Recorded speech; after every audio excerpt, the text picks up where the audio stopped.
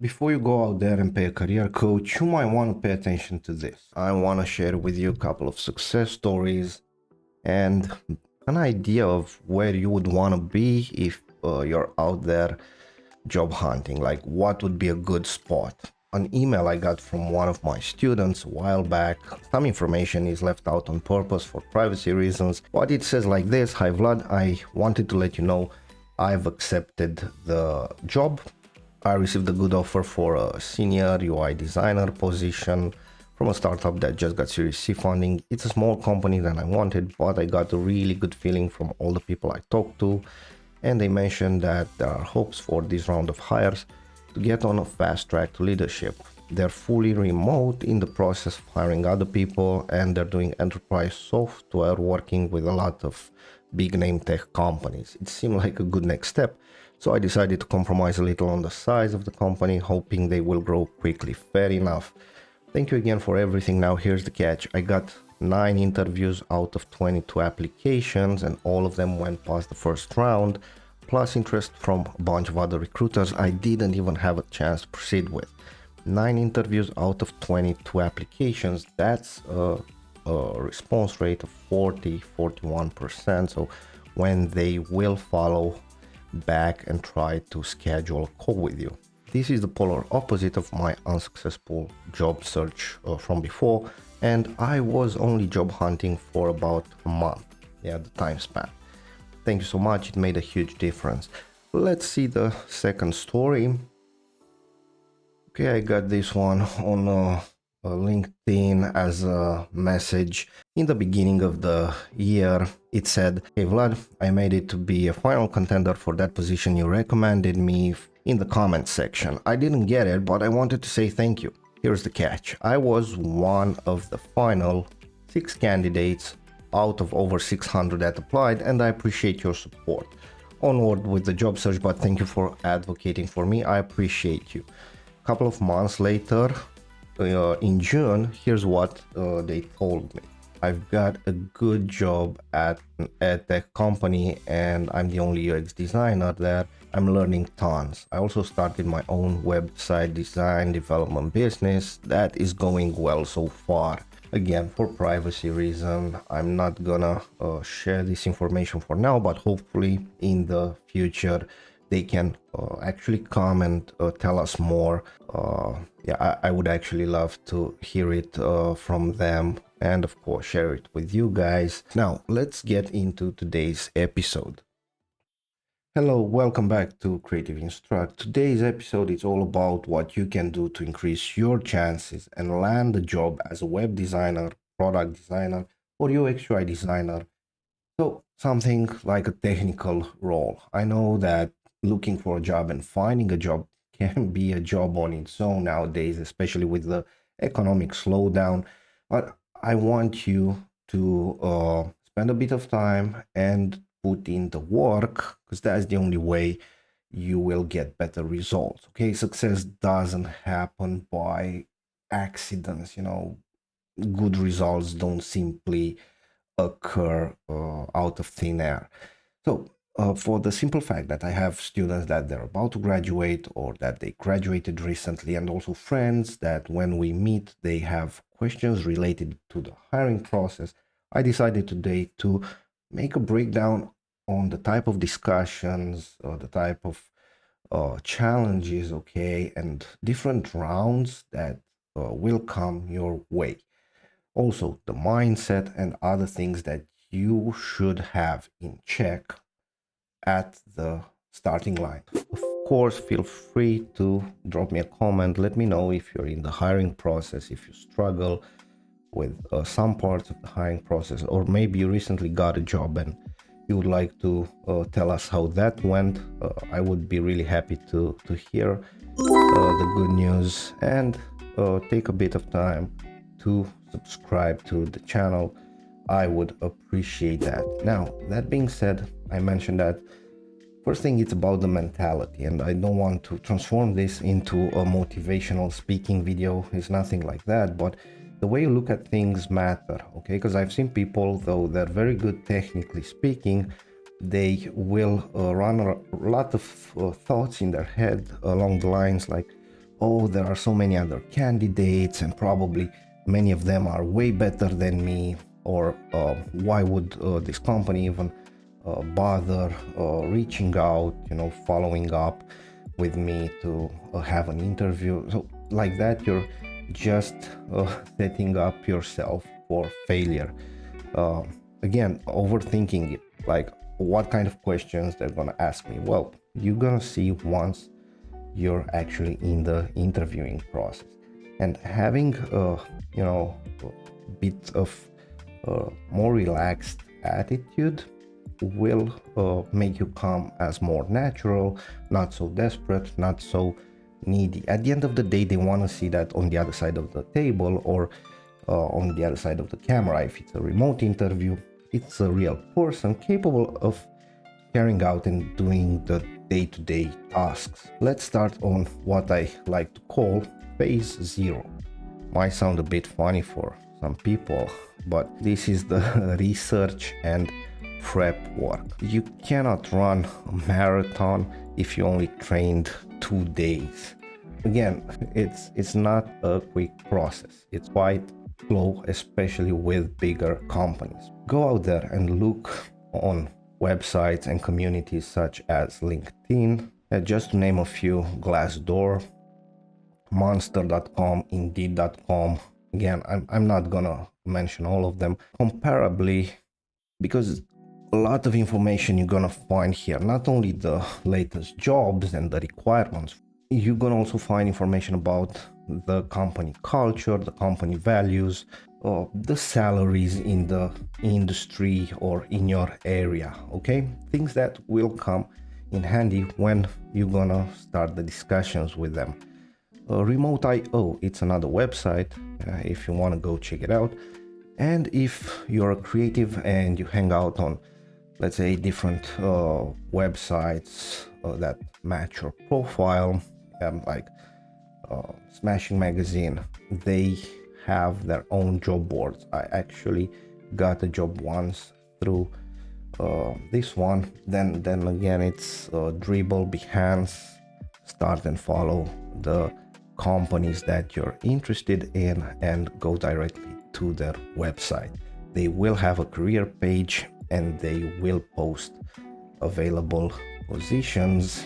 When they have projects coming up, they always look for new talent or to grow their teams. Job fairs and this, or meetups, this gives you the advantage of meeting the recruiters. I would say also your network of friends, family, close people. Okay, thinking about that, like even superheroes, have a sidekick, like Batman had Alfred and Robin. Okay, let's look a bit into the prep work.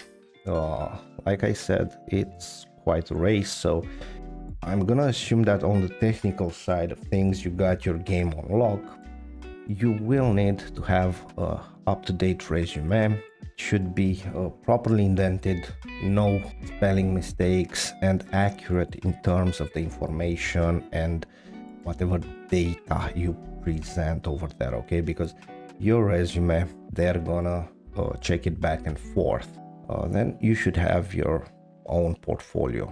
Okay, maybe you have your own website where you will publish recent work, types of project you're able to take, some interesting case studies. And for designers, the portfolio is a really important thing. Now then again, you should have some things even better if you published some things that you published, maybe some videos, some articles of a broader interest to the community. Okay, or if you're, let's say, an open source contributor, maybe you're one of those designers that is also able to code, you have some repository on GitHub, that would be amazing. Things don't stop here. Again, I'm just trying to tell you a couple of items that would make a difference between you and others out there. Maybe you have some sort of certifications or some awards that you received, let's say in a hackathon or in a design jam.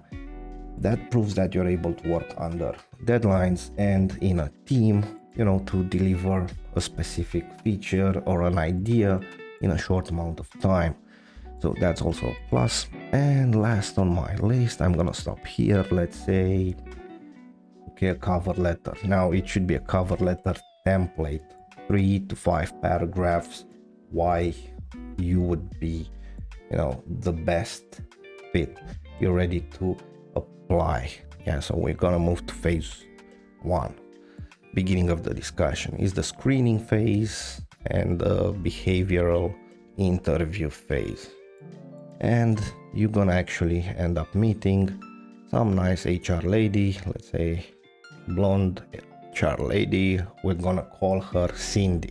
Okay, now Cindy's job is to filter the applicants and identify the best. Basically, Cindy is like when you go to a club and at the entrance is someone from the security, a bouncer. Of course, their job there is to guard the premises and filter out those that are not suitable for that venue. Okay, so if you're not properly dressed, if you talk nonsense, if you're too nervous or agitated, or you pretend to know some people there and actually they say, no, we never heard of this person, of course they will politely say, hey, the club is full. What Cindy would say is along the lines, thank you for your interest in our company, but we decided to move forward with a more suitable candidate. Sometimes they won't reply, and that's also an answer. She will go further and double check, cross-reference whatever data she's presented with. Okay, like for example, in the interview she might ask you something that you already wrote in your resume to see that indeed that's something that happened, or if you change your story. Other type of questions Cindy may have could be related to your interest towards the company, like, okay, how come you want to work with us, or tell us more about yourself. And that's a moment when you might say, well, I'm quite passionate about my work and I'm always on time and respect deadlines. Of course, you would be like, oh, give me an example. Oh, in the previous project I did this and that. Would be okay if I reach out to some of your previous colleagues or your former manager to ask them more? Fine. Let's say that you did a good job here. You're gonna move to phase 2. It can be a tech talk and a test. Over here in phase 2, you're gonna meet, let's say, someone like Bob. So Cindy is like, hey Bob, I think I really found someone that has the right skill set and the good personality. They're able to follow up with your requirements. Now, Cindy doesn't know about technical stuff, okay? Cindy is more like with, maybe I mentioned, psychology and body language and human reading minds, this kind of social studies. But she has the technical requirements from Bob, who is actually a team lead. He might be in the middle management.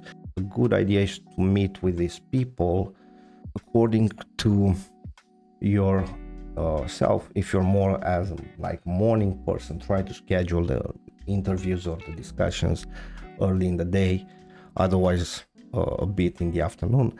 With Bob, probably gonna talk about Figma and responsive design and accessibility and some CMS, or some front-end technologies, or agile, SEO. Basically what Bob is trying to do is assess your technical skills, what you're best at, and where exactly you would fit in the current team setup. With Bob, the discussion should feel quite natural. I think a lot of people, they get stuck in phase 1. It's not like you need to know everything. They might ask you, okay, tell me, what do you like to do in Figma? Oh, I'm quite fond of prototyping in Figma. Oh, great. Can you show us something? Or, what would you consider something like a secret in prototyping or really cool that you would share, or how you test for responsive design and so on. Fine. Let's say that everything went good. I'm just gonna change the color. They might also have a test. Either they might ask you to code an email template or design more widget, plugin.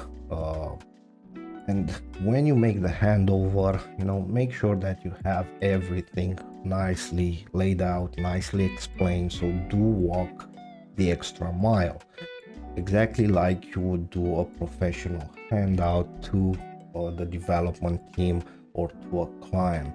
Then you're gonna move to phase 3, is the final interview. Over here, let's say you're gonna meet a person named Arnold. He's like a top manager, a VP of design or head of design or director of design. And the things you're going to talk about are mainly related to the services the company provides, the challenges they have, markets, clients, more like design business wise, and the number of teams they have and the new initiatives.